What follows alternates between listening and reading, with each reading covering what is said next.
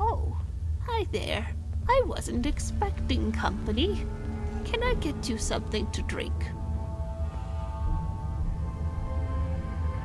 I've always got a minute for a free drink. It's been so long since we've had anyone come visit. What brings you here? Cut the shit, May. You know why I'm here. I'm sorry, dear. Do we know each other? After what you pulled, quit pretending you don't remember me. I do like your costume and makeup. Is it Halloween already? This is making me uncomfortable. Don't wuss out on me now. I've come way too far not to see this through. Dementia or not, they need to pay for what they've done.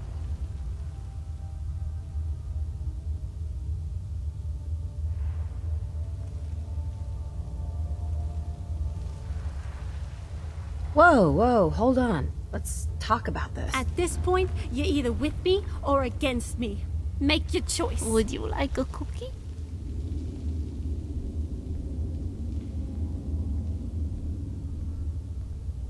I'll do it.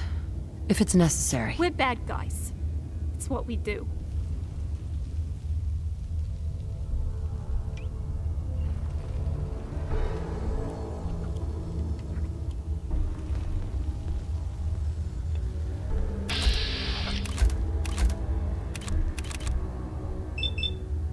Delete! Delete! Delete! Delete! Delete!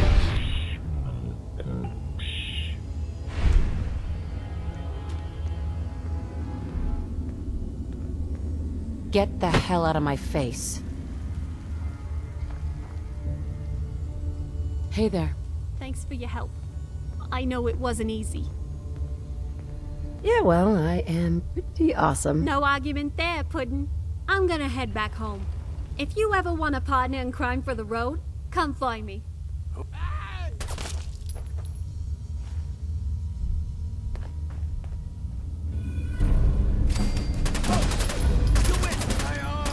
Presto, you lose.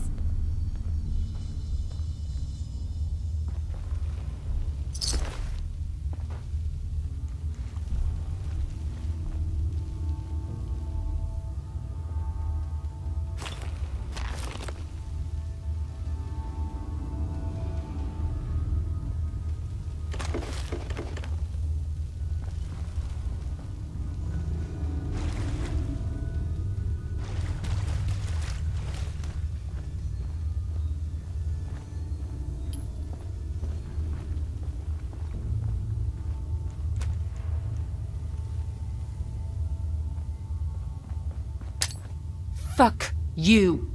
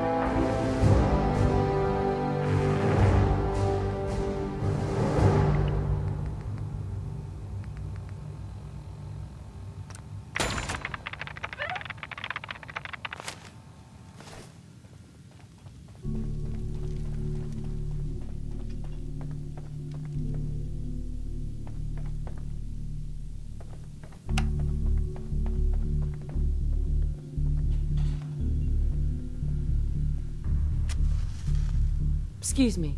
If you're ready to get started on the next phase, let me explain. Yeah, sure. Why not? I got a pal and good neighbor. Goes by the name Hancock.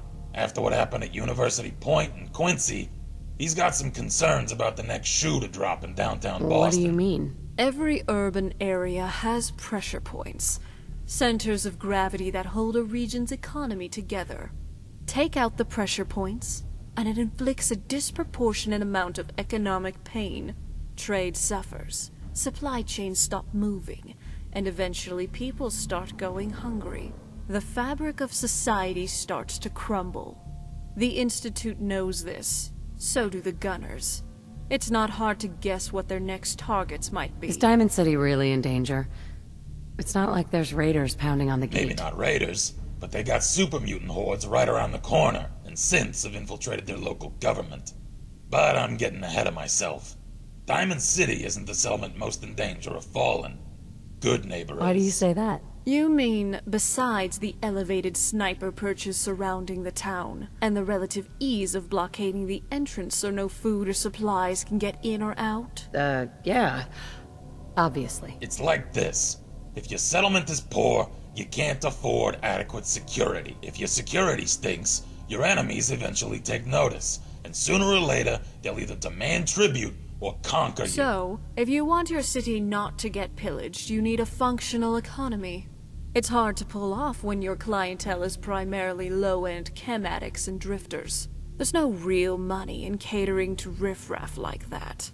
For Good Neighbor to survive, it needs to attract a higher class of clientele. So what's the solution? Bottom line, Hancock wants to clean up Good Neighbor, starting with the chem dealers selling drugs to kids, the thugs harassing visitors for protection money, the back alley murders, the gang activity, and the never-ending stream of aspiring scam artists. He wants all of them gone. Not detained, not bargained with, just gone. Makes sense to get rid of the trash. What's the catch? As mayor, he can't be officially connected to ordering hits on his constituency. So, he's contracted out certain jobs on the down low to a few people he trusts. That's where you come in. I need some details here. I have no idea what I'm getting into. There's 3 jobs I want you to start with. First job is to entrap an old ghoul who's been trying to rip off Hancock. Second one is to eliminate a Triggerman gang infesting the town's warehouses. And a third task is to take out a few miscreants plaguing the local economy. You can do the jobs in any order you want. I've written down all the details on this holotape, including the local contacts to get started. Once the jobs are complete, cross them off your list and we'll move on to the next phase. And one more thing. You did us a solid with that gunner job. Anything we can help you with in return? My son, Sean, was kidnapped. I'm looking for help to find him. Man, sorry to hear that. Can you describe how he got kidnapped? We were in a vault when it happened. Vault 111. It was some kind of cryo facility. My husband was murdered. He was just trying to keep them from taking Sean, and they just... Take your time. We're listening, of course, but details would be helpful. There was a man and a woman. They didn't say much, but I remember they called me the backup. The woman was dressed in, I think it was kind of a hazard suit. The man had some sort of metal brace on his arm. One of them came right up to me. Bald head, scar across his left eye. I'll never forget that voice. Low and rough. Like sandpaper. Across your You didn't face. happen to get a name, did you? Oh, yeah. I heard their names, their home addresses, and where their diary keys are hidden. Yeah, I kinda figured. So Vault 111 was a cryo facility? That's crazy. I headed up there once, but it was sealed shut. They had us cryogenically frozen in these pods. But something malfunctioned. The man who killed my husband, he had a handgun. I didn't get a clear look at it, but... That's Rather traumatic, I suppose. So, no name, but the killer had a bald head, scar, gravelly voice, and likely a rep for doing shady jobs. Sounds a bit like a local merc named Kellogg. Somewhat nasty character.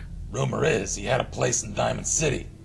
But there's something else. Please, tell me what you know. Fuck, this is a tough one. I shouldn't be sharing this, but it's your kid we're talking about. Look, Check the desk in my room. There's a holotape in there. Might have some answers you're looking for. A holotape? What's on it? Tough to explain. You need to see it for yourself. But the gist is, back in Quincy, when Stella's mom was bleeding out in my arms, the last thing she told me was to pull a holotape out of her cargo pants pocket. Not the type of thing you expect to hear in someone's dying words. I asked her why, but didn't get an answer. She just whispered to show it to Stella when she was old enough. And just like that, she was gone. Took a while before I could bring myself to read what was on the tape. Part of me wishes I had. I appreciate you telling me all of this. I know it's difficult. Just promise me that whatever happens, you don't mention a word of this to Stella. She doesn't know. And that's the way it's gotta stay for now. I appreciate the trust. And hey, good luck out there.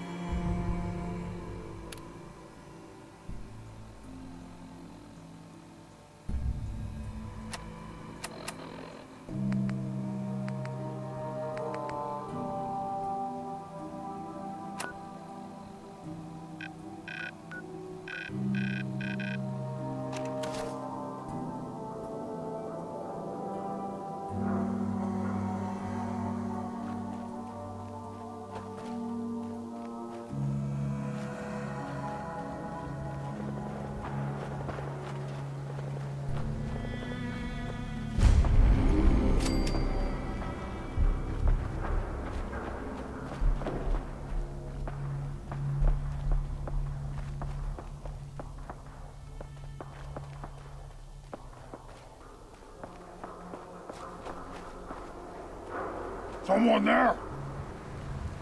That'll be a good fight! Who's there?